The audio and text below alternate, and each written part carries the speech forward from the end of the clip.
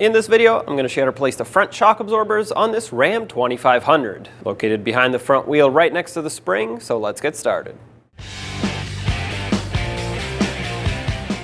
At the top of the shock, you'll see that there's a 19mm mounting nut right on the shock tower here, where the spring also sits. So I'm going to stick a wire brush in and clean up the threads that I already sprayed with some rust penetrant. Now hopefully yours isn't in too bad of shape, and it does look like these shocks have already been changed. They are no longer original, so hopefully that helps us out with these threads being a little newer and not as rusty, but I still like to clean them up because we're going to fight this mounting nut pretty much the whole way off. So I'm going to stick a 19mm wrench on this and try to break it free.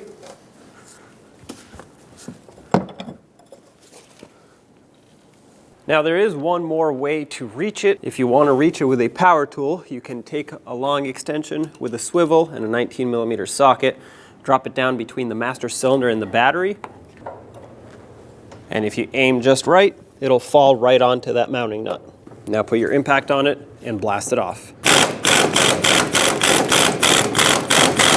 It looks like the whole shaft is spinning. There is a nut here that we can use to grab onto. For me, that's a 19mm cutout there, so I'm just going to use that and hold it. Now you do need a thin wrench, but once again, this is not an original shock, so most likely you will have a different looking setup there, and you can use locking pliers if you want on the shaft of the shock here or anything else that you have.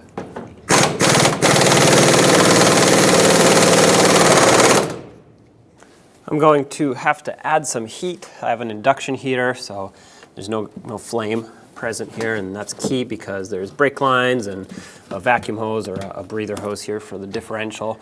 This is just going to heat up the metal, and the mounting nut especially is what I want to heat up to expand it and allow it to come off a lot easier.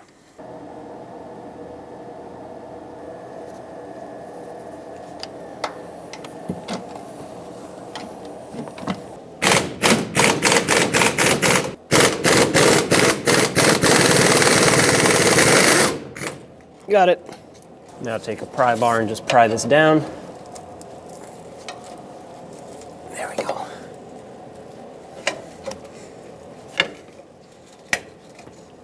All right.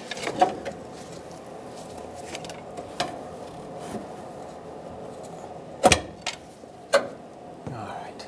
Let that extend. Up here there was still a washer and a bushing. I'm gonna get rid of those. At the bottom, you'll see a 21mm bolt that goes through into the front axle. Now there is a mounting nut that has a tab that locks it in, so you don't have to hold the mounting nut, you just have to loosen that 21mm headed bolt. Just like up top, I'm gonna have to apply some heat. I'm gonna do it right on the mounting nut side. Hopefully that helps loosen things up.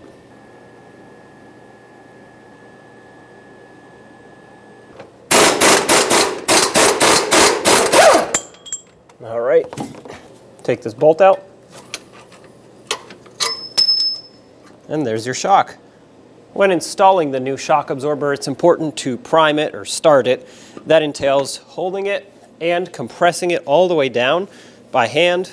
At first, it will be easy. The more you do it, the more difficult it will be, the more pressure you'll feel in the shock. And that's a good thing. It's been sitting on the shelf for a while, so you want to activate all the gases and oils that are inside, get it ready to go. If you don't do this, you're probably going to hear some clunking over bumps at the beginning, and this will also extend the life of the shock absorber. So just do this 3 to 5 times, and once you're done, we can install the shock absorber. Take your new shock absorber, slide it into position, have the mounting bolt ready, slide it through,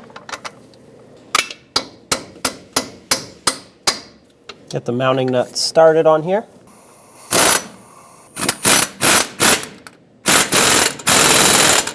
And get that bolt snugged up. The torque on this is 89 foot-pounds. Up top, press the shock down and make sure you have the lower washer here and then one of the bushings that points upwards.